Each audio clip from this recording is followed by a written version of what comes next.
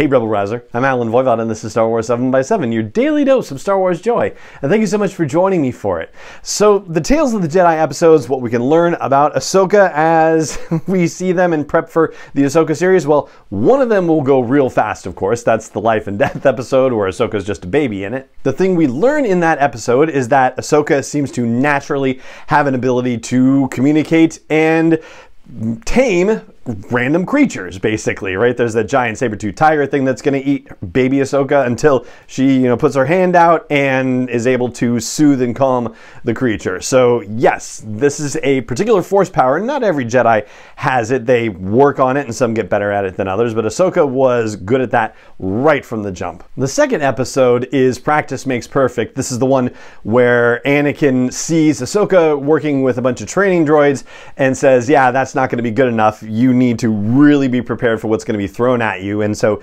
he makes her undergo this training situation where there are a bunch of clone troopers and they're all shooting stun blasts at her, and she has to try to fend off as many of them as she can for as long as she can. And ultimately, over the course of the episode, we see that she's able to do it for longer, and as she gets stunned, she's able to recover quickly from being stunned. And we get the idea that he's been drilling her like this for the entirety of the Clone Wars, so 3 years basically. And the way Anakin positions this whole thing at the start is saying the best way I can protect you is by training you to learn how to protect yourself.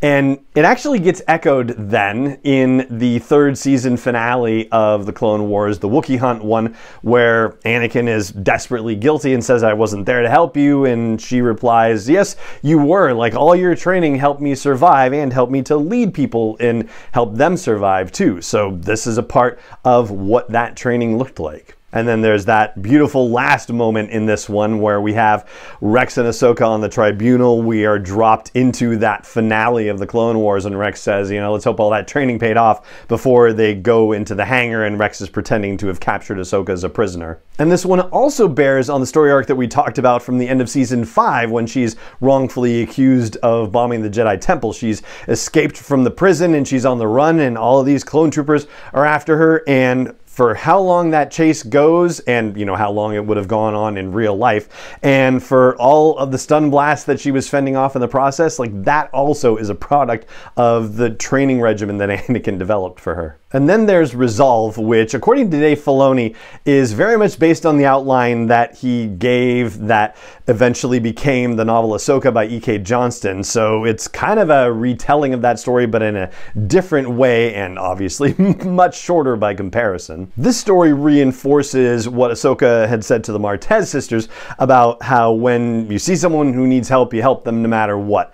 And it's a situation where she is undercover. She's not supposed to be known as a Jedi because she's in hiding. She's taken on the name Ashla, and yet there's a giant bale of hay, or stack of hay bales that's going to fall over on someone, and she has to use the Force to save them. And as with any particular Force user, it happens with Cal Kestis too, and any number of them. It's just like one use of the Force, and some jerk sees it and decides that they're going to report it, and this is exactly what happens, which then backfires because an Inquisitor shows up and burns everything to the ground and takes this kid who reported Ashla / Ahsoka and her father his father, as prisoners. Yeah, it definitely never goes well. But even without lightsabers, Ahsoka is still able to handle the Inquisitor without much of a fuss. But of course, as a result, now she's got to get out of there, and she's got to get the people in that village to safety. And so she calls in Bail Organa, who saw her at Padme's funeral, which happened in the beginning of this episode. And he basically offers her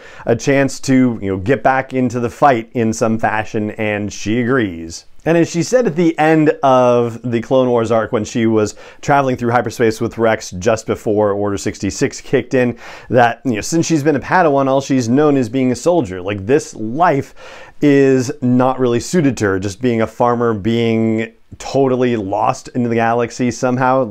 She's somebody who has the skills to be able to help people and can do it on a larger scale than the average citizen. And I think she realizes that at this point and decides, okay, well, it's been a year.